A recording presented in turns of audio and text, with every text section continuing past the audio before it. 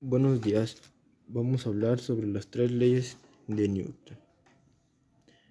Primero, introducción. Las leyes de movimiento tienen un interés especial aquí.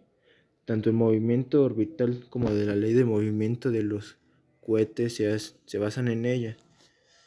Newton planteó todos los movimientos se atienen a tres leyes principales formuladas en términos matemáticos y que implican conceptos que es necesario primero identificar un rigor. Un concepto es la fuerza, causa del movimiento. Otro es la masa, la medición de la cantidad de la materia puesta en movimiento. Los dos son determinados habitualmente por las letras F y M. Si empezamos con la primera ley, que sería la primera ley de Newton, conocida también como la ley de inercia, nos dice que si sobre un cuerpo no actúa ningún otro, este permanecerá indefinidamente moviéndose en línea recta con velocidad constante, incluido el estado de reposo, que equivale a aceleración de cero. Que esto nos quiere dar a entender que todo cuerpo que permanece en estado de reposo, de movimiento rectilíneo uniforme, si no existe una fuerza que lo modifique. Que esto sería movimiento de la inercia, que lo tenemos con una imagen que se muestra que cuando el cuerpo uniforme no lo puede mover y sale despejando. El conductor, porque no ejerce la suficiente fuerza para poder mover el montón de piedra. Sería la segunda ley. La segunda ley de Newton. Siempre que una fuerza actúe sobre un cuerpo, produce una aceleración a la dirección de la fuerza, que es directamente proporcional a la fuerza por inversamente proporcional a la masa. Esto nos da a entender que para poder mover un cuerpo es necesario ejercer algunas acciones sobre él. Sería aplicar fuerza al movimiento para poderla mover, como se muestra en la imagen.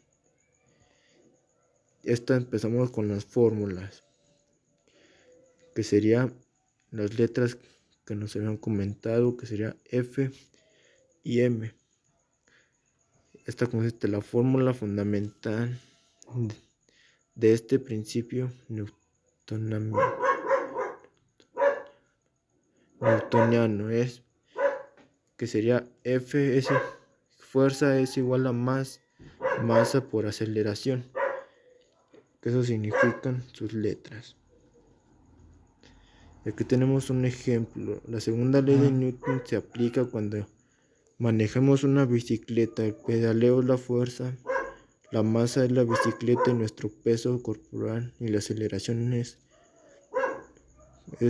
como rápido se mueve. De aquí nos pasamos a la tercera ley de Newton. Si un objeto A ejerce una fuerza sobre un objeto B, entonces el objeto B ejerce una fuerza de igual magnitud en dirección opuesta sobre el objeto A. Esta ley representa una cierta simetría en la naturaleza. Las fuerzas siempre que ocurren en pares. En un cuerpo no puede ejercer fuerza sobre otro sin experimentar el mismo una fuerza. Esto ¿qué quiere nos dar a entender? Que hay que tener en cuenta que la acción no es una causa de la reacción, sino que ambas coinciden, y por eso cualquier de estas fuerzas pueden ser designada por acción y reacción. También esta tercera tiene fórmula, que será F por 1 menos 2 es igual a F 2 menos 1. La fuerza del cuerpo 1 sobre el cuerpo 2 o fuerza de acción es igual a la fuerza del cuerpo 2 sobre el cuerpo 1 o fuerza de reacción. La fuerza de reacción tendrá la misma dirección y magnitud que la fuerza de acción, pero en sentido contrario a esta. Aquí tenemos otro ejemplo de la tercera ley. Un ejemplo de la tercera ley es cuando tenemos que mover un sofá o cualquier objeto pesado. Las fuerzas de acción aplican sobre el objeto que hace que éste se desplace.